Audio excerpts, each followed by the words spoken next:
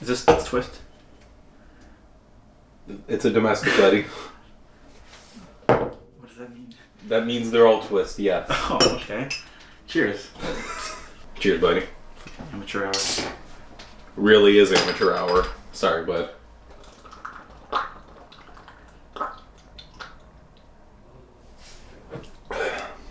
Are you done already?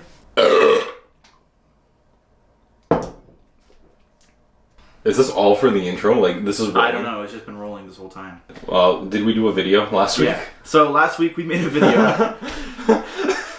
Last week we made a video somehow. And as a joke in the video, we asked you guys if we should be reviewing horror movies. Mm-hmm. And you guys all commented asking us to do that. So here we are. Thank you. Complete bluff, by the way. Thank you so much for the feedback that you guys wanted to see us review horror movies. If this video does well, I think both of us are more than happy to be doing more horror reviews because it's a genre of movies that we both love. So without further ado, we got Cabin in the Woods. Fever. Cabin Fever, Chris. Fever, yes. Did you watch the right movie? Maybe. We'll find out. Oh, shit. If I were to describe this movie, I would call it American Pie meets horror. It's very tongue-in-cheek. It's a very cliched script. You know, young teenagers go out into the woods for a weekend of partying. But the film is aware of that, by the way. Yes. Like they know this movie is like supposed to be taken as is. Yes. If you take this movie seriously, you probably still think Dave Mustaine hates Metallica in 2019. Doesn't he though? That French onion soup? Yeah, it's French onion soup. What else happened in this goddamn movie? A potent blend of dread, gore, and gallows humor. That's probably the best synopsis of the film, I'd say. Well, because like the thing Eli Roth does best is gore. But the reason I like this movie so much versus any other movies ever made is because like from here on out, he just took the gore levels to like really stupid proportions, like Hostel, Green Inferno, whatever else he did. And I love this movie because not only does it have a plot, but it's funny and it's got good scares and gore in it. I will say, at times the movie was kind of cringy. Which parts? I'm trying to think of in particular. It just, the way, I don't know if maybe it's a time-lapse thing where we just... Okay, this movie, I think any movie that was made in 2002 would be way more dated than a movie made like in the 80s.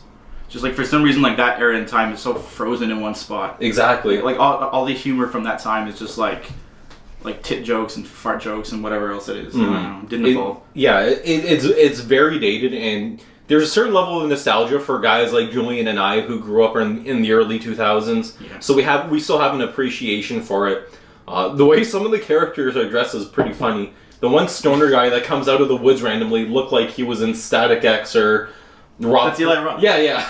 Was that actually Eli Roth, the stoner guy? Yeah. Holy crap! I didn't even know that. So fixed.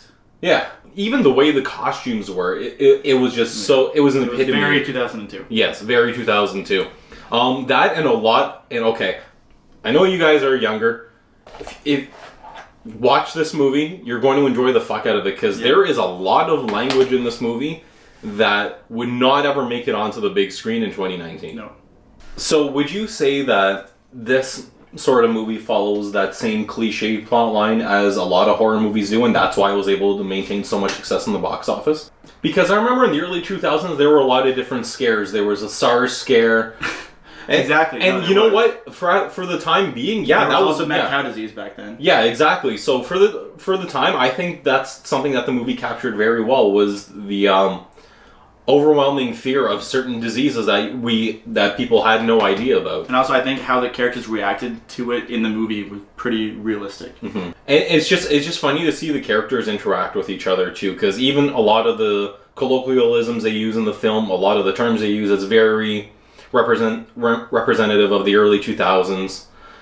It's a great movie. It's a great movie. Okay, I'm going to say I say great movie. I mean, it's a fun movie.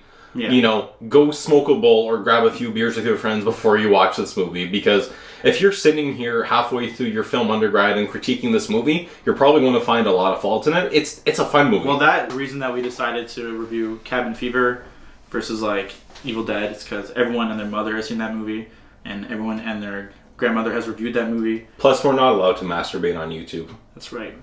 We can't. Not really. Not really. Not this time. Yeah, I wanted to just shed some light on this movie because I feel like not a lot of people do know about this movie. It was big back I in the didn't know about 2000s, this yeah. movie until Julian told me about it. Yes, it was big back in the day. And actually there was a remake of it recently, I think 2 years ago. By the way, don't watch the remake. If you're going to watch a movie, watch the 2002 version. For the most part, when you see horror movie remakes, what would you tell people to do? Steer clear 110%? Here's the problem, because like some of them end up being good. A lot of movies, honestly, even this one, are dated. And like remakes, like breathe new life into old horror concepts, which I like. And there's some good remakes. But what not would many. be some of your favorite remakes? Just off the top of your head. A really good one is Dawn of the Dead. Because that, like, the original movie is amazing, and like I never thought anyone could ever remake it in a way that didn't bring shame to the entire zombie franchise. Mm-hmm. And actually, Zack Snyder didn't fuck it up. Nice. So, he fucked up Superman and Batman. Yeah. But Dawn of the Dead? Hey, 1 for 3, not too bad. Can't make the pros in that league, though. Another good remake is Suspiria, which came out recently. If you like art horror or art anything, watch that movie. The soundtrack is by Tom York. So the reason I like this movie is because it came out in an era where like there was like emergence of a lot of self-aware horror movies like Scream, and it's like it's just it knows what it is. Like again, if you're gonna sit there and critique it like it's like an Orson Welles movie, don't watch it. If you love horror comedy, do not miss this movie. It's a fun movie. Great. Watch it with your friends. Yeah. And yeah. Can I mention the fact that people were criticizing this movie because of the weak character? Yeah. So, if you go on YouTube and you look up reviews of the movie, you're going to see a lot of people bitching and complaining about the lack of character depth. Okay, this is $3 bin. This is a First of all, not only it's a cabin in the woods movie. Yeah. They're known for like one-dimensional throwaway characters. Like that's the whole point of being a cabin in the woods movie. Exactly. Again, you have to know what this movie is going into it. Yes, for sure. I also love movies where like people are stuck in one place, and this one does it really well. So thanks for watching our review on Cabin Fever. If the review sucks, this is our first time. I'm so sorry. We don't do this very And often. we also don't really Also, give fuck a you fuck. guys. Yeah, screw you. If you have any recommendations or if you have anything that you want to see Julian and I talk about in terms of horror movies, let us know in the comment section. We'll be looking for whatever's upvoted the most. But yeah, just leave suggestions in the comment section of what you want to see us reviewed. And If you comment Evil Dead 2, I will thumbs up your comment, but I will not review it. Actually, maybe one. Nah. maybe. And like we said earlier, if this video does well, we are more than happy to make horror film reviews as a series on the channel. Yeah. That's it for this week. We'll see you next year. Goodbye. Next year? Now, are you saying there's a whole year between videos? That's like all the comments these days. Oh my god, more than one Jhoffilms video in a year. Honestly, guys, if you bring back the ripped carp jokes, I'd appreciate it more than these new jokes. They suck. At the time when we weren't uploading, it was because it was the last few months of our undergrad, and you know, I shouldn't say last few months, the last year of our undergrad. Yeah. And we just didn't have the time to do it.